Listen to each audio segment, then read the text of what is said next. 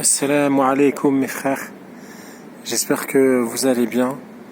Alors voilà, je fais cette vidéo en direct du Masjid. Voilà, j'ai appris la nouvelle, on m'a parlé de ce qui est passé, le tremblement de terre au Maroc. Et voilà, ça m'a bouleversé. J'ai eu plusieurs émotions.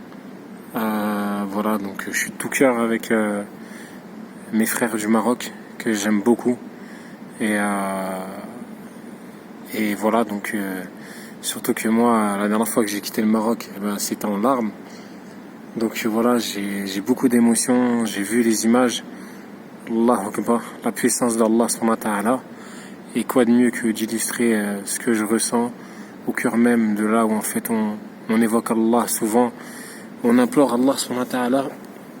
Donc voilà les frères, mes frères qui sont au Maroc, mes frères de France, marocains, mes frères algériens, mes frères tunisiens, mes frères, tous mes frères en Allah. Voilà, faites des doigts pour les Marocains, faites des doigts pour l'épreuve qu'ils vivent, parce que nous ne sommes pas à l'abri de cette épreuve-là, et il faut être de tout cœur avec eux. Alors dans ce lieu-ci magnifique, qui est propice à la méditation, Allahu Akbar, c'est ni'ma. Regardez l'immensité de cette mosquée, subhanallah. Alors voilà, j'ai beaucoup de peine. J'ai vu des personnes à deux doigts de se faire, comment dire, comment on peut dire ça, à deux doigts de se faire, comment on peut dire ça, écrouler par les pierres. Et subhanallah, Allah subhanahu wa ta'ala, il a décrété que certaines personnes ne seraient pas écrasées par des pierres et d'autres seraient écrasées par des pierres. Alors on demande à Allah subhanahu wa ta'ala qu'il leur accorde le firdaus, parce que voilà, il y a une grande récompense à celui qui meurt martyr. Il n'y a qu'Allah qui connaît le contenu des cœurs. En tout cas, voilà, rappelez-vous de la mort. Je sais que sur cette chaîne-là, j'en parle beaucoup. Je vous fais souvent des rappels, des janazas. C'est pas pour rien. C'est parce qu'en fait, le prophète sallallahu alayhi wa sallam, il a conseillé de se rappeler de la mort, car elle brise les passions. Et beaucoup de gens pensent qu'ils vont mourir d'une maladie, ou d'un cancer, ou d'un accident de la route, ou Allahu a'lam, de l'âge, ou d'une maladie quelconque. Et personne ne s'imagine qu'il peut mourir dû à un séisme. Et la puissance d'Allah subhanahu wa ta'ala, Allah azza wa jal, Allah, sa puissance, elle est incroyable, sa puissance. La puissance d'Allah subhanahu wa ta'ala, elle est incroyable. On peut pas la définir. Même votre raison ne peut pas, subhanallah, imaginer la puissance d'Allah azza wa jal. Comme sa miséricorde, elle est incroyable. Sa miséricorde, on peut pas la définir. Tellement elle est infinie, subhanallah. C'est pour ça, mes frères en Allah, j'ai beaucoup d'émotions. En plus, tout à l'heure, j'ai parlé avec un frère qui est malade, qui a un problème de cœur. Qu'Allah, il lui accorde une guérison complète. Voilà, je voulais vous dire vraiment, mes frères en Allah, partout dans le monde. Ne délaissez pas la prière, s'il vous plaît. Ne délaissez pas la lecture du Coran. Ne lisez même une seule page par jour. Une seule page par jour. Ça sera déjà quelque chose. Même si vous n'arrivez pas à prier la nuit, priez de temps en temps. Appliquez-vous à faire les prières, ne serait-ce qu'obligatoires, pour qu'Allah il vous agrée, qu'Allah il aime vos actes et pour vous faire pardonner vos péchés. S'il vous plaît, mes frères en Allah, je sais que, et je fais un petit message, une aparté à ceux qui vivent en terre de mécréance. Les frères, accrochez-vous à la salat, accrochez-vous au cap d'Allah, ne lâchez pas la salat, même peu importe les difficultés. Il va arriver un temps où vivre sa religion, ça va être comparable à tenir une braise dans sa main, subhanallah, ou même deux braises dans sa main, à vérifier le hadith. Ce que je veux dire par là, c'est que subhanallah, cette vie-là, elle passe aussi rapidement qu'un clin d'œil. Regardez ce qui est arrivé aux frères marocains. Il y a des personnes, ils étaient chez eux tranquillement, en famille, rigolaient, où ils passaient un bon moment en famille, ils étaient peut-être avec leur mère, ils étaient peut-être avec leur femme, ils étaient peut-être avec leurs enfants, et tout a été bouleversé. Tout a été bouleversé. Un séisme, et ça y est. Et on voit des murs qui se fendent en deux, subhanallah. Des murs qui se fendent en deux, subhanallah. Allah préserve-nous d'une mauvaise fin. Ya Rabbi, accorde-nous une belle fin. Ya Rabbi, accorde dans ton vaste paradis les gens qui sont morts en martyrs. Ya Rabbi, pardonne-leur leurs erreurs. Qu'Allah y réforme le Maroc, qu'Allah y réforme les frères du Maroc, qu'Allah il leur permette de rentrer au Jannah. Vous savez, les épreuves, c'est juste pour voir qui de nous et va s'accrocher dans les épreuves. Allah, il sait ce qu'on va faire. Allah, il a la science parfaite. Et c'est lui qui connaît le contenu de nos cœurs. Mais les frères, cette vie-là, elle est éphémère, subhanallah. Cette vie-là, tout peut bouleverser, tout peut basculer d'un moment à un autre. Tout peut arriver. Ça veut dire que moi, là, par exemple, regardez, je suis au-dessus de ce magnifique chose, je sais pas comment ça s'appelle, et subhanallah, Allah, il a décrété que le fil, il va lâcher. Mais moi, je dois faire les causes.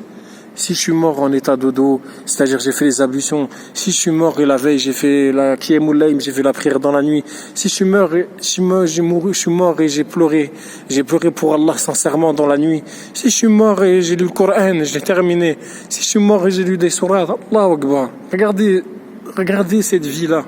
Celui qui s'applique à œuvrer pour Allah subhanahu wa ta'ala, Allah il va pas les oublier.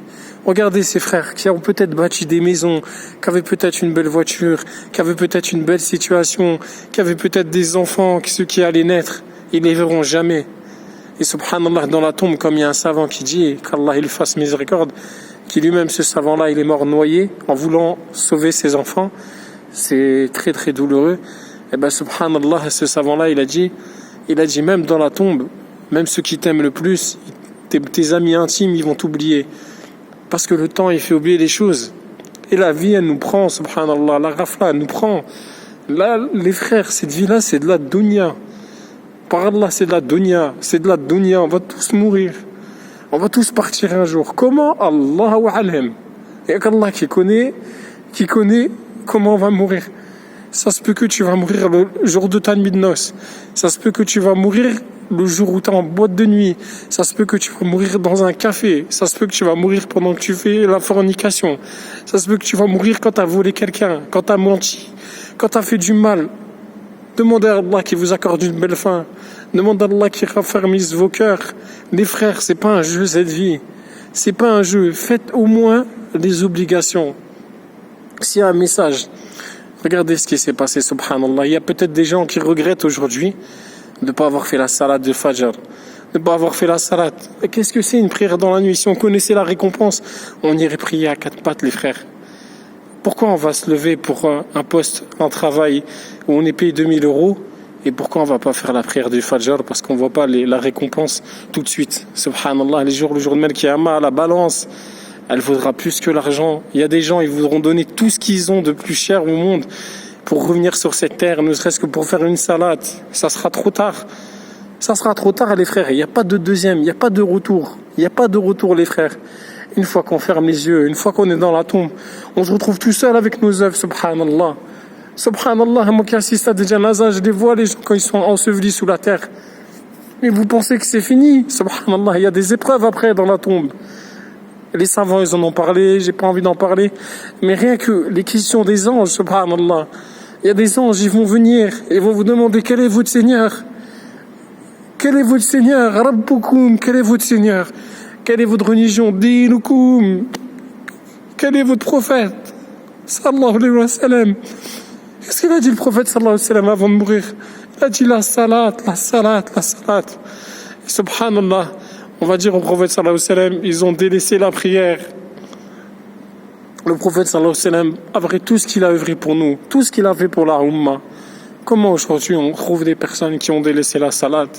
Qu'est-ce que c'est, subhanallah, 5 prières par jour? Dites-moi mes frères, moi j'aimerais comprendre. Qu'est-ce que c'est 5 prières par jour, subhanallah? 5 prières les frères, 5 prières. Aujourd'hui, il y en a qui ne les font même pas. Ils ne les font même pas, subhanallah. Comment vous voulez que le monde y tourne bien, subhanallah? Nous ne sommes pas reconnaissants envers Allah Azza wa Jal. Wallah, on n'est pas reconnaissant. Moi le premier.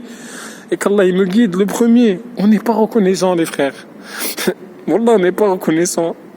Celui subhanallah qui se prosterne depuis qu'il est né jusqu'à qu'il atteint même 50 ans, jamais il sera reconnaissant assez par rapport à tous les bienfaits qu'il a eu. Ne serait-ce que la vue, les frères. Est-ce qu'on regarde les bienfaits de la vue, subhanallah? Wallah, moi je vois des aveugles, je me dis, Allahu Akbar. Là, tout à l'heure, je vois quelqu'un, il a un problème de cœur. Subhanallah, il a été opéré du cœur. On remercie Allah subhanahu wa ta'ala d'être en bonne santé. Et craignons de ne pas être éprouvés, subhanallah. Les sahaba, ils avaient peur qu'ils n'étaient pas éprouvés, subhanallah. Ils avaient peur, les frères. Wallah, ils avaient peur. Ils disaient, qu'est-ce qui se passe? Allah, il m'aime pas. Aujourd'hui qu'on est éprouvé, subhanallah, tout de suite on flanche.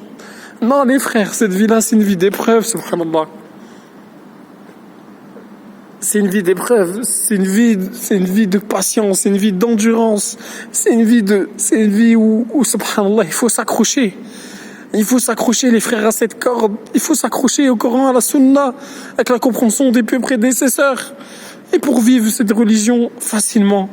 Venez dans une terre où on va vous accepter, subhanallah. Venez dans une terre où on va aimer qui vous êtes, on va vous accepter comme vous êtes. Allahu Akbar, Allahu Akbar, Allahu Akbar.